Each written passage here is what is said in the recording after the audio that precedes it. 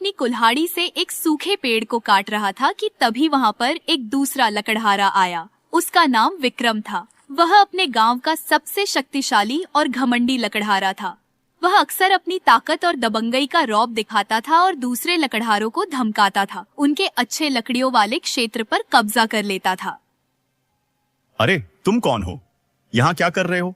ये मेरा इलाका है। मैं देवकन हूँ, यहाँ लकड़ियाँ काटने आया हूँ। मैंने तुम्हें यहाँ पहले कभी नहीं देखा। मैं तो यहाँ रोज आता हूँ। ये इलाका मेरा है। हो सकता है हम अलग अलग समय पर आते हैं, इसलिए नहीं मिले। तुम बहस मत करो। आज के बाद यहाँ दिखे तो मैं तुम्हें जंगल से भगा दूंगा और तुम्हारी कुल्हाड़ी तोड़ दूंगा। वनपुत्र, अब मैं क्या करूं? विक्रम ने मुझे उस जंगल में लकड़ियां काटने से मना कर दिया। मेरे पास कोई दूसरा काम भी नहीं है। हम कैसे गुजारा करेंगे? वनपुत्र, हमें यहां से कहीं और जाकर नया काम ढूंढना चाहिए। हम यहां नहीं रह सकते। शायद किसी नए शहर में नया अवसर मिले।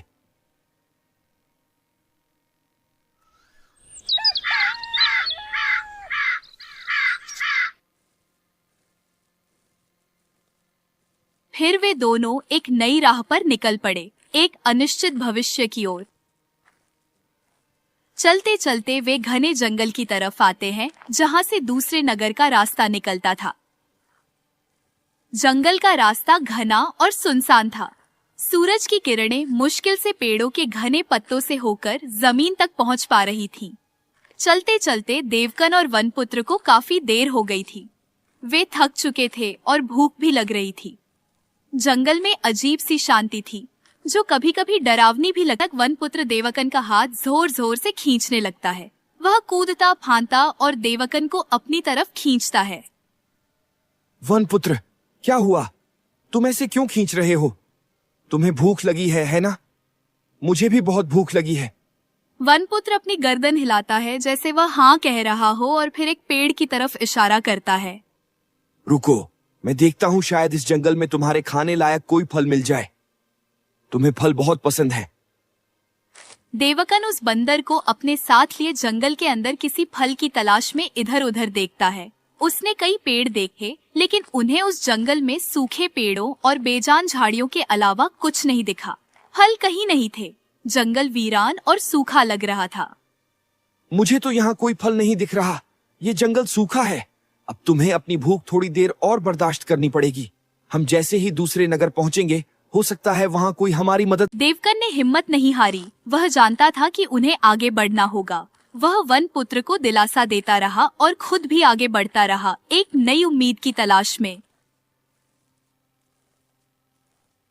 देवकन यह कहते हुए उस जंगल से निकल जाता है और चलते चलते वे अंततः दूसरे नगर के प्रवेश द्वार पर पहुंचते हैं। शाम होने आई है, अभी तक कोई खाना नहीं मिला, न ही कोई काम। क्या हम यहाँ भी भूखे रह जाएंगे? अभी देवकन वनपुत्र से यह कह ही रहा था कि तभी उसे पीछे से उस नगर के महाराज आते हुए दिखाई देते हैं। महाराज ने देवकन और वनपुत्र को देखा, जो नगर के प्रवेश द्वार पर थके हारे खड़े थे। उन्हें देखकर महाराज के चेहरे पर जिज्ञासा आई। तुम कौन हो? मैंने तुम्हें अपने नगर में कभी नहीं देखा। महाराज, मैं पड़ोसी राज्य से आया हूँ। मैं एक लकड़हारा हूँ। ओह अच्छा, तो तुम यहाँ नए हो। क्यों आए हो? महाराज, मेरे पास काम नहीं है, इसलिए काम की तलाश में आया हूँ। मैं और मेरा साथी भूखे हैं। महाराज ने देवकन की आंखों में ईमानदारी और थोड़ी उदासी देखी। उन्हें लगा कि यह युवक मेहनती, सीधा और सच्चा है। उन्हें उसकी दयालुता और अपने छोटे साथी के प्रति समर्पण भी पसंद आया। तुम काम की तलाश में आए हो? तुम मेरे महल के बाग बगीचों की देखभाल और जंगल से लकड़ियां लाने का काम करोगे। बदले में तुम्हें खाने और रहने की जगह दूंगा। करोगे ये काम? महाराज, आपका बहुत बहुत शुक्रिया। मैं पूरी ईमानदारी से काम करूंगा। अरे देवकन, कोई बात नहीं। तुम हमारे मेहमान हो। तुम्हारी मदद करना हमारा कर्तव्य है। महाराज यह कहकर देवकन और उसके वन पुत्र को अपने महल में ले जाते हैं। महल बहुत भव्य था। देवकन को यकीन नहीं हो रहा था कि अब वह यहाँ काम करेगा। उसे एक छोटा सा कमरा भी दिया गया, जहाँ वह अपने वन पुत्र के साथ रह सकता था। वन पुत्र ने कमरे में उछल कूद शुरू कर दी। मानो वह भी इस नए जीवन से खुश हो। दिन गुजरते गए। देवकन महल में रहकर बाग बगीचों की देखभाल और लकड़ियां लाने का काम पूरी लगन से करता रहा। यह काम मेहनती था, लेकिन देवकन को इसमें संतोष मिलता था। उसके साथ उसका वन पुत्र भी होता था, जो उसका अनमोल साथी था। वह देवकन के छोटे छोटे काम में उसकी मदद करता। महाराज देवकन को इतनी मेहनत और ईमानदारी से काम करता देख बहुत प्रसन्न होते थे। उन्होंने कई बार देवकन को उसकी ईमानदारी और समर्पण के लिए इनाम भी दिया था, जिससे देवकन का जीवन बेहतर होता जा रहा था। महल में एक मंत्री जी भी थे, जिनका नाम धूर्त सिंह था। वे स्वभाव से अत्यंत लालची, ईर्ष्यालु और षड्यंत्रकारी थे।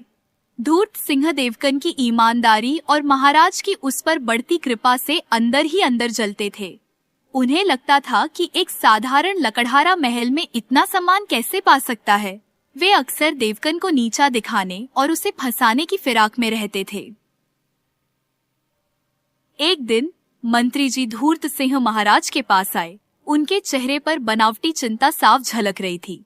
उनके दिमाग में एक नई साजिश चल रही थी। महाराज, क्षमा चाहूंगा, लेकिन आपके लिए एक बुरी खबर है। कैसी बुरी खबर मंत्री जी? महाराज, महल का कीमती खजाना चोरी हो गया है। महाराज यह सुनकर क्रोधित हो गए।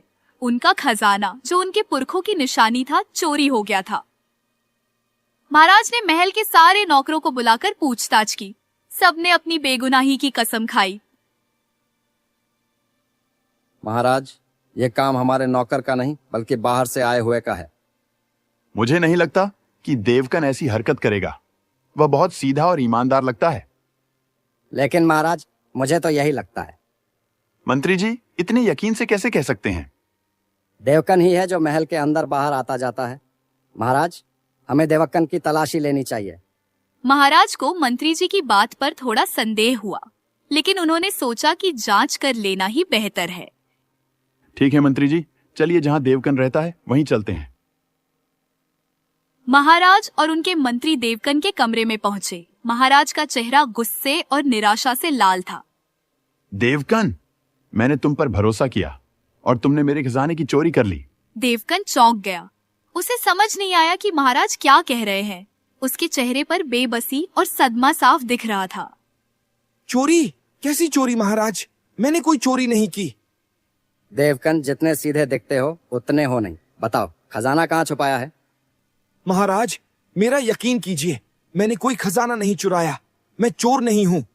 देवकन अपनी बेगुनाही साबित करने की पूरी कोशिश करता है, लेकिन मंत्री जी धूर्त सिंह ने महाराज को पहले ही शक के बीज बो दिए थे। महाराज अब उस पर विश्वास नहीं कर पा रहे थे। 3 दिनों तक देवकन को महल के अंधेरे कारागार में कैद करके रखा गया। उससे बार बार पूछताछ की जाती थी, लेकिन देवकन अपने मुंह से एक लफ्ज भी नहीं निकालता। वह जानता था कि वह बेकसूर है और झूठ बोलने का कोई फायदा नहीं था। वह बस इस उम्मीद में था कि सच किसी न किसी दिन सामने आएगा और उसका वफादार वन पुत्र उसे नहीं छोड़ेगा। मंत्री जी धूर्त सिंह और महाराज देवकन की चुप्पी से परेशान थे।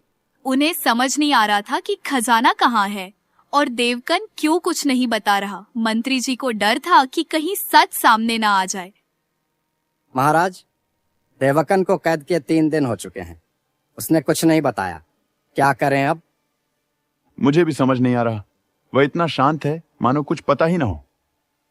महाराज, मुझे लगता है उसने खजाना अपने नगर भेज दिया है। शायद इसलिए चुप है। अभी महाराज और मंत्री यह बात कर ही रहे थे कि तभी वहां देवकन का वन पुत्र आता है। उसने महाराज और मंत्री जी की बातें सुन ली थी।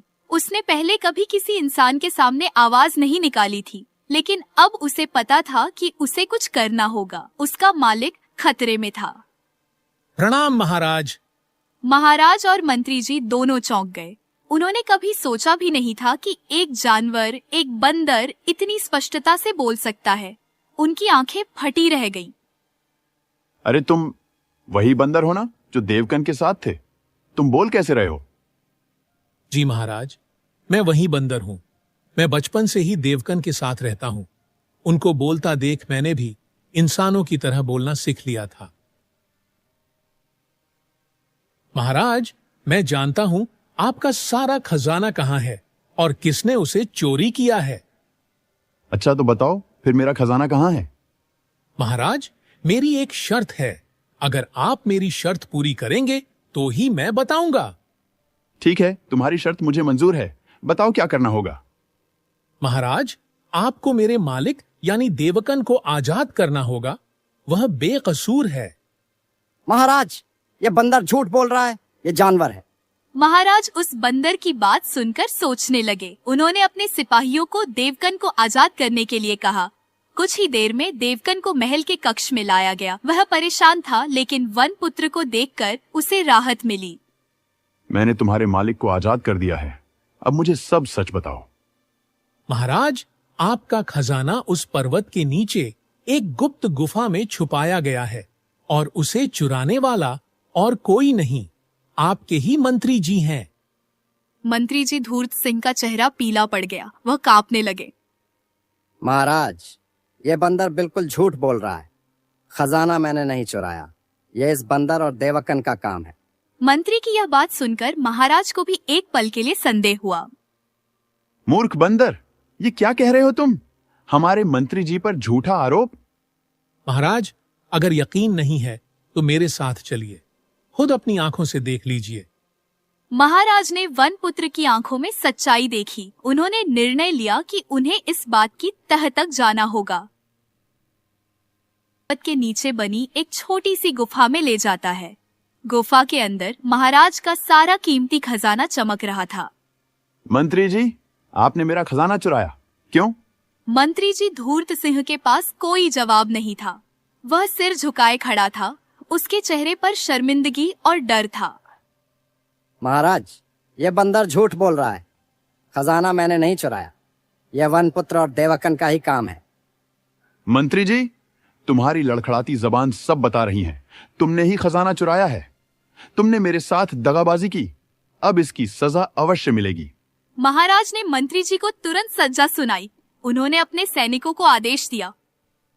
तुम्हारी सजा है, तुम आज से महल के कारागार में कैद रहेंगे और तुम्हारी जगह देवकन महल का नया मंत्री बनेगा। मंत्री को सजा सुनाने के बाद महाराज देवकन की तरफ मुड़े। उनके चेहरे पर पश्चाताप और कृतज्ञता थी। देवकन, मुझे माफ कर दो। मैंने तुम्हें बेवजह सजा दी। मैं शर्मिंदा हूं। नहीं महाराज, आप माफी मत मांगिए। मुझे खुशी है कि सच सामने आ गया। देवकन, तुम्हारा वन पुत्र बहुत समझदार और वफादार है। इसने सच सामने लाया। अगर यह ना होता तो तुम हमेशा कैद रहते। जी महाराज, मेरा यह साथी वफादार है, लेकिन मुझे नहीं पता था यह बोल भी सकता है।